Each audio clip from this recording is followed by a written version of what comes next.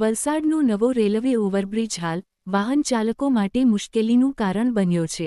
રસ્તાની બંને બાજુ મોટી માત્રામાં માટી અને ડસ્ટ જમા થતાં નાના મોટા અકસ્માતોની ભીતિ વધી રહી છે। સ્થાનિકોની અનેક રજૂઆતો છતાં સમસ્યાનો ઉકેલ ન આવતા યુથ કોંગ્રેસે અનોખું વિરોધ પ્રદર્શન કર્યું।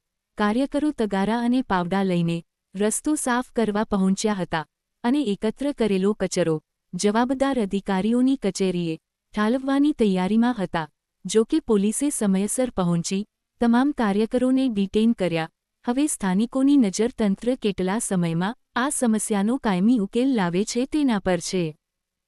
આજે જે વલસાડમાં નવનિર્મિત ઓવરબ્રિજ પર જે આજુબાજુની સાઈડ પર જે ધૂળો જામી ગઈ છે, તમે જોઈ શકો છો 1-2 ફૂટ જેટલા ધૂળોના થર જામી ગયા છે। એના લીધે ઘણા બધા રાહદારીઓને અકસ્માત નડ્યા છે અને હાલ ચોમાસું બી આવી રહ્યું છે, એટલે જો પબ્લિકને નુકસાની નહીં થાય એટલા માટે વલસાડ જિલ્લા યુથ કોંગ્રેસ દ્વારા આજે ઓવરબ્રિજ સાફ સફાઈનો કાર્યક્રમ રાખવામાં આવ્યો હતો।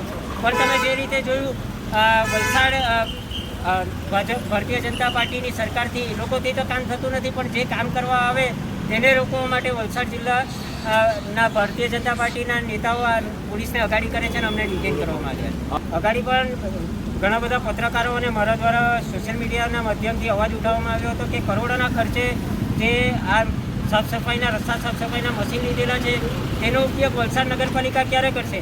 આપણે ટેક્સ ભરીએ છીએ તો તેનો યોગ્ય વળતર મળવું જોઈએ અને યોગ્ય ઉપયોગ થવો જોઈએ। એ માટે આ કાર્યક્રમ વલસાડ જિલ્લા યુથ કોંગ્રેસ દ્વારા રાખવામાં આવ્યો છે। આગામી દિવસોમાં આરએનબી કચેરીનો ઘેરાવ કરવામાં આવશે અને આજે આ ધૂળો સાફ નથી કરવામાં આવી, પણ જો કાલ સુધી આ સાફ નહીં કરવામાં આવી તો આ જ ધૂળો અહીંયાથી સાફ કરીને આરએનબી કચેરીની બહાર નાખવામાં આવશે, જેથી કરીને એ લોકોને પણ ખબર પડે કે આ ધૂળ વલસાડની જનતા ખાય છે। જ્યારે એ લોકો ખાશે ત્યારે એ લોકોને ભાન પડશે કે આ ધૂળ ખાવાથી શું થાય।